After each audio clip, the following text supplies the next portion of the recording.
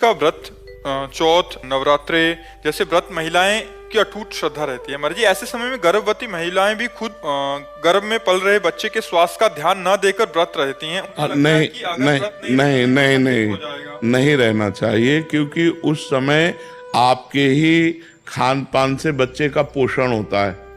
जब गर्भस्थ शिशु होता है वो माँ के ही खान पान व्यवहार से पोषित होता है। तो अगर आप व्रत रहेंगी तो उसको पोषण तत्व नहीं मिलेंगे। जो गर्भस्थ शिशु को है उसे पोषण तत्व ना मिलने के कारण उसमें बीमारियां आ सकती हैं, कमजोरी आ सकती है और अधिक पीड़ा उसको होगी, क्योंकि पोषण तत्व माँ से ही मिलते हैं। तो हमारी समस्त माताओं से प्रार्थना है कि जब गर्भ हो तो सबसे बड़ा व्रत आपका है उस गर्भस्थ शिशु का पोषण करके उसका जब जन्म दे दें और वो हमारे राष्ट्र के काम आवे, हमारे देश की सेवा करने लायक बने, तो ये बहुत बड़ा व्रत हो गया। तो उस समय हमें लगता है कि जैसे निर्जला व्रत है या इस तरह के व्रतों का अनुष्ठान न करें, क्योंकि वो गर्भस्थ शिशु का पोषण माँ के ही खान पान से होता है। अच्छे सात्विक पदार्थ पावे और सात्विक वातावरण प्रकट करे, भगवत कथा सुने, ऐसे बाहरी तो करे लेकिन व्रत आदि न रहे। मुझे जैसा लगता है, क्योंकि हमने शास्त्रों में जो पढ़ा है कि माँ के ही द्वारा गर्भस्थ शिशु का पोषण होता है। तो अगर आप 9 दिन व्रत रहेंगी तो उस गर्भस्थ शिशु को वो पोषण तत्व तो नहीं मिलेंगे। तो इसलिए अब जैसे करवा चौथ आती है उसमें माताएं बहनें निर्जला रहती है।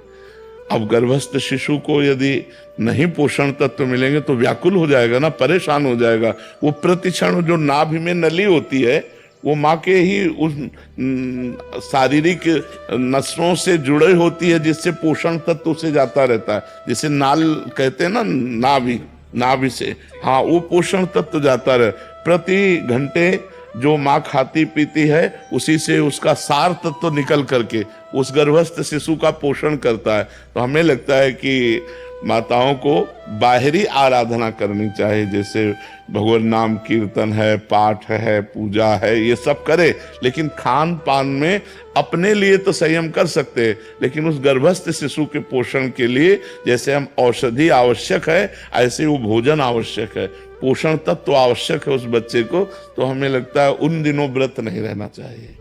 यदि आप भगवान मानते हैं तो हम भगवान के सब बच्चे हैं, चाहे स्त्री हो चाहे पुरुष हो, ये शरीर है लेकिन अंश तो हम भगवान के ही हैं। तो हम क्यों नहीं हनुमान जी महाराज की आराधना कर सकते।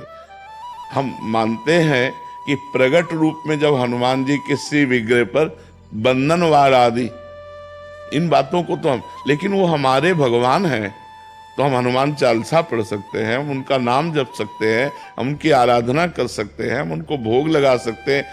हम बंधन वार आदि की बात नहीं कर रहे कि जैसे उनके शरीर के बंधन आदि, क्योंकि उनका एक परम ब्रह्मचारी स्वरूप भी है, परम ब्रह्मचारी स्वरूप है ना। तो इसलिए जो निषेध करने वाले जन है उसी ब्रह्मचारी को लेके हैं कि वो पर वो भगवान है, वो कोई मनुष्य थोड़ी है, स्वयं शंभु है, स्वयं शंकर भगवान है कि नहीं, प्रसिद्ध है ना, स्वयं शंकर है, 11वें रुद्र का अवतार है।